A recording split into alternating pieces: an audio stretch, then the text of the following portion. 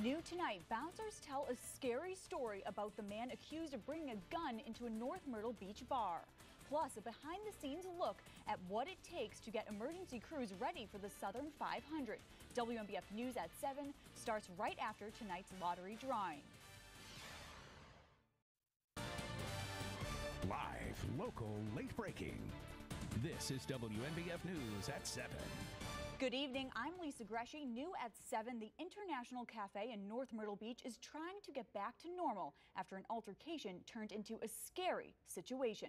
Police say a man pulled a gun on one of the bouncers in the early morning hours. And from the bouncer's account, the suspect claimed he was ready to shoot everyone inside. No bullets were fired, and other bouncers were able to wrestle the gun away from the man. WNBF News reporter Caitlin Stansel spoke with employees working during the incident last night. She's live in North Myrtle Beach right now. Caitlin. For WNBF News, I'm Caitlin Stansel. Back to you.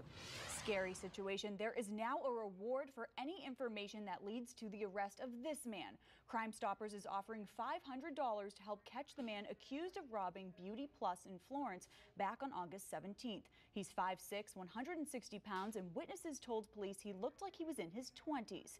He went into the store on North Cashwood Drive, stole money, then took off. Call the Florence police if you know anything about the case. Myrtle Beach police officers are investigating a scene where components of a meth lab were found this morning. They were called to the Sea Gypsy Inn on the 300 block of North Ocean Boulevard. Officers showed up just after 8 o'clock this morning. Investigators tell us while components were found, it was not a working meth lab.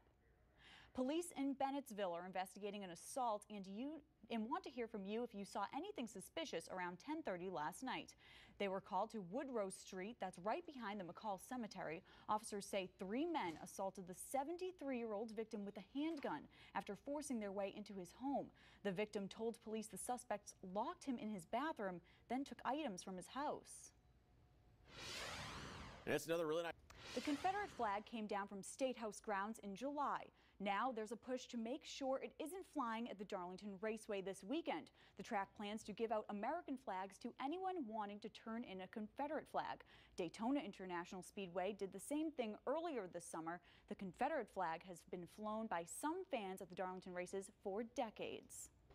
Do you have your tickets to the Southern 500? If not, there's an easy way to get a pair. Just head to WNBF News Facebook fan page and click this link right here. It says Win Southern 500 tickets, and all you'll have to do is enter your name, phone number, and email. We'll give 2 fans a pair of tickets to the race, and 1 lucky fan will win 4 tickets to both the Xfinity race on Saturday and the Southern 500 on Sunday. The winners will be selected on Friday, so just make sure you enter before then.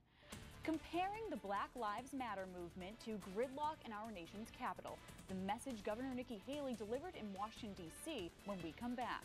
Then it's college football eve, the preparations underway in Charlotte to make sure the city is ready for Carolina versus Carolina. And who has the most grammatically correct fans? A brand new look at college football fan bases. Robert, President Barack Obama has enough support in the Senate to pass the nuclear deal with Iran, and that's not something Senator Lindsey Graham is happy about. Graham released this statement today saying the only reason the Ayatollah and his henchmen aren't dancing in the streets of Tehran is they don't believe in dancing. The 34 votes secured would uphold a presidential veto. In a letter delivered to the Congress today, Secretary of State John Kerry offered reassurances about Israel's security, pointing out the billions of dollars to the U.S. that's provided to Israel for missile defense and other security assistance. 2 Robeson County brothers will get hundreds of thousands of dollars from the state 3 decades after wrongful convictions in the killing of an 11-year-old girl landed one on death row and the other in prison for life. Henry McCollum and his half-brother Leon Brown will each get $750,000. This is video from when they were released last September. The money will be available in 2 weeks. The delay is required in case the state appeals. Football fans are gearing up for the Ultimate Carolinas showdown. Preparations are well underway in downtown Charlotte as the North Carolina Tar Heels will take on the South Carolina Gamecocks in the Belk College kickoff game at Bank of America Stadium. The last time the Gamecocks and Tar Heels met was in 2013 when the team from the South won 27-10. Games like this are a big win for the Queen City. Our mission is to drive economic impact for Charlotte through sports, and to bring a major sporting event like Carolina versus Carolina to Charlotte. A huge game, start of a tradition now with every 4 years. It will help us fulfill our mission, bring a lot of excitement to Charlotte, bring fans to Charlotte.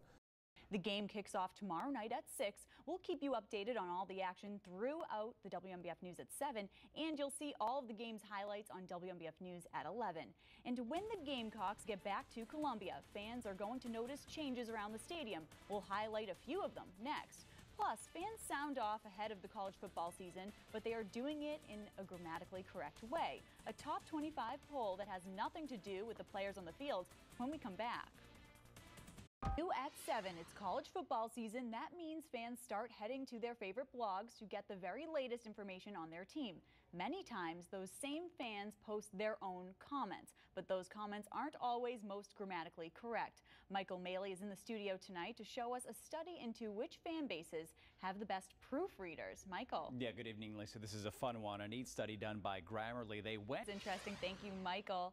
The South Carolina football season will start tomorrow in Charlotte, but the Gamecocks will notice changes at William Brice Stadium when the schedule brings the team home to Columbia. You may remember what used to surround the stadium was a parking lot. Officials say they wanted to give students, alumni, and fans an entirely new experience that starts once they leave and get in their cars.